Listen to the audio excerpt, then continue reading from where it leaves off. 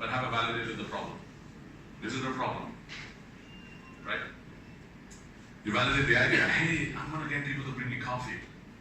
Who over here wants to go get me coffee for 50 cents more? Right? Nobody wants to do this shit. Nobody wants to bring me coffee. What? So it's an idea that I can't validate, right? It's not gonna work. I can build the app, I can give it to everyone. You validate the executed solution, so you say, okay, I validated all of it. And the reason for this is, if you validate the problem, the things you're trying to avoid is that ideas without users, like I said, coffee. None of you have this problem. Solving non-existent problems. My God, this is such a big problem, I can't get coffee. Well, if I stay, tomorrow I know where to get coffee. It took me 30 minutes to find one today, but tomorrow I know exactly, in less than 2.5 minutes, I'll have a coffee. Solving problems that don't matter. And you're like, Farid, come on. Is this a real problem for you, coffee? People are dying of hunger and this is a problem for you? So I agree. So is your startup anywhere here? I don't know. You validate the idea and it's like obvious solutions. I'm going to build, and we've had this, I spoke to a startup 2 days ago, I think. They're like, we don't want Google to use this. We want people from Google to use our, we want people to use our application instead of Google. Who would they use? Google? Incomplete ideas. So your idea doesn't solve the problem. There's too much being solved. Like this presentation, there's too much being solved in this presentation, right? Being slow to start and fail, making the same mistakes, and not looking at scaling. 3 big problems that we have when you execute it. So if you are already built a product, what are stuff that you can do? So, methods of experimenting. Interviews, selling it, build it. Interviews, I told you, is the most important. They're the easiest to do and the most fun. In the interview, the main thing you need to understand is why, not what. Don't say, like, do you use Uber? No, of course I use Uber. Well, why do you use Uber? I use Uber because it's really easy. Why is it easy? Well, because I just open the app and I don't have to pay. Well, you don't have to pay, that's why it's easy. Why is that easy for you? Well, because I don't have to carry cash. Oh, then maybe a subscription service. If I could. So you're getting the insights not by the definite questions, but by the in-text, by the context. What the reference is going to be. Sell it.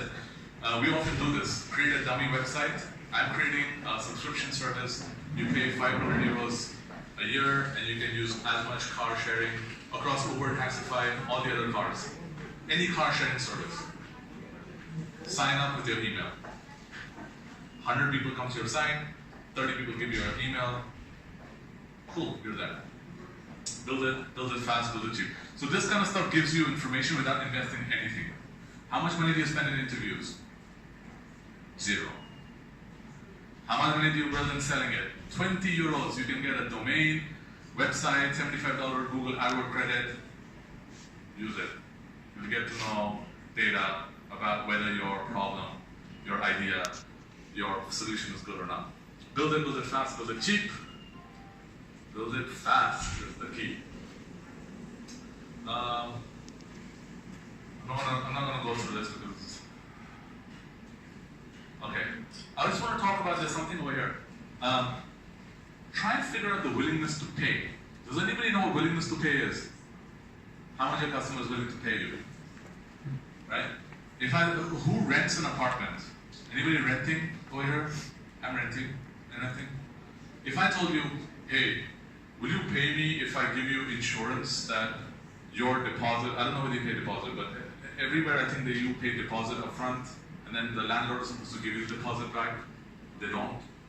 So if I said, if I will give you an insurance company that will give you guarantees you'll get the deposit back, how much are you willing to pay for it? Are you willing to pay for it? Everybody? Will you pay for it? You will pay for it, right? Everybody pay for it. How much are you going to pay for it? 10%. You'll pay 10%. 5-10. 5-10%. Okay. So you will tell me that you're going to pay 5 to 10%, but majority of your customers will not. They will tell you, yeah, man, this is a really good service. I would pay. And then when you say, okay, now I've got it up. Yeah, 10% is a lot, man. It's like 30 euros. I don't know, maybe I won't pay the last month's rent and then I'll just like get the deposit through rent. No. So a good way to test willingness to pay, especially, is to give them options. How much are you willing to pay? 5%, 10%, or 30 euros? Notice there was no zero in it. So everybody tells me 5%, I know they were never going to pay for my product. The guys who say 10% might pay me 5%, but they will pay for the product because they had the option mentally to go 5%. Yeah, I could probably, but no, it's such a huge pain point for me. I'm willing to pay 10%, not the lowest amount, but 10%. And then the other like 30 euros, like I've been cheated so many times, I want to get 30 euros, like I want the service now. So then you have data to show how much you can charge and how many, when you go to an investor, you could say, yeah, we calculate willingness to pay, and 80% of the people that we interviewed had a willingness to pay more than the minimum, right? And they don't want stuff for free. Okay, this is the last slide. Because what you're going to do is then you're going to start building an experiment. So you're like, okay, validate my idea. I'm going to decide who the customer is. I'm going to go back to the coffee shop.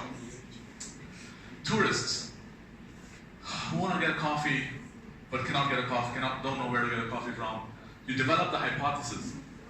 The hypothesis is tourists don't know where to get a coffee from, and it's a pain point. Determine the experiment. I'm going to go and ask 15 tourists if that was a problem for them. It could be that simple. It could be, oh, I'm going to launch a website with a service, and I'm going to determine the success criteria. If out of those 15, 10 tell me it was a problem, I'm convinced it's a problem. If the website, the dummy website I launched, out of 100 people who come to visit the website, 10 of them give me their email addresses.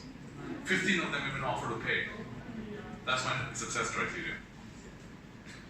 I execute it. This is very important. You go out of the building, you stand in the street. Hey, what do you think about coffee? And you decide, did it succeed? Did all the tourists tell me, yeah, this works? Or, no, I just went out of my hotel and there was a coffee shop, I had my coffee. What are you talking about? So I fail, I'm like, okay man, it's not a problem. You can do this for your problem. You can do this for your idea. You can also do this for the executed. So I've launched the beta, I want 100 people to try it, and if I get 4 out of 5 stars on Google Android, above 100 reviews, then it's a success, otherwise I have to rethink what my solution is going to be. To me, this tells you exactly, and unfortunately it gives you the harsh truth. Sometimes it doesn't work, sometimes your idea is not good enough, sometimes the problem is not good enough.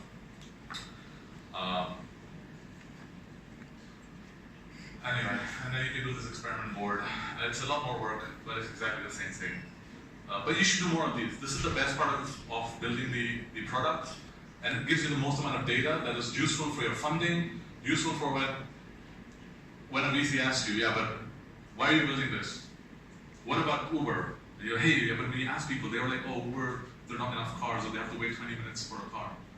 That kind of information will help you in your pitches. And by the end of this, by the end of this, you should have all of this. You should have exactly what the market was, what were you doing, what your insights were, oh, the Uber took too much time, too many cancellations, whatever it was, you have all of that. And then you have alternatives like, oh, unlike Taxify or buying your own car or having the problem of parking or having to pay a driver. And that's it. So, by the end of today, you should have developed your purpose. Why are you doing what you're doing and how you're going to do it? If you haven't, I think you should. You decide on your market and look at your non-market, your competitors, your alternatives, right? So what's an alternative for a car sharing, for like a Uber? It could be that Hertz or one of the car rental companies says, hey, you know what? Pay me €1,000 a year, and you can actually go to any airport, pick up a car anywhere in Europe, and drive it. Well, I don't really want to use Uber anymore, right? But for a special customer, we developed the EIRC, and you can then fully so for you guys, it'll probably be like the pain and the gains. Have you developed the value proposition canvas with the value propositions of money? So this last thing, You can have this for many markets. For startups for startups who already have angel investing, Startup Wiseguys is a network of VCs and investors, and then it could be completely different for a different market. So you can have multiple of these, but then each of them require different attention, different pains, different games, different execution. And you've done some experiments and validated some hypotheses. So if you have done all of this, then great. I will invest. I will invest in you. If you haven't, then it's cool. You have tons to do. Okay, so if you think you're too small to have an impact, try to go to bed with a mosquito in the room, and that's the end. You can take a picture of the QR code, leave me some nasty feedback. Oh my God,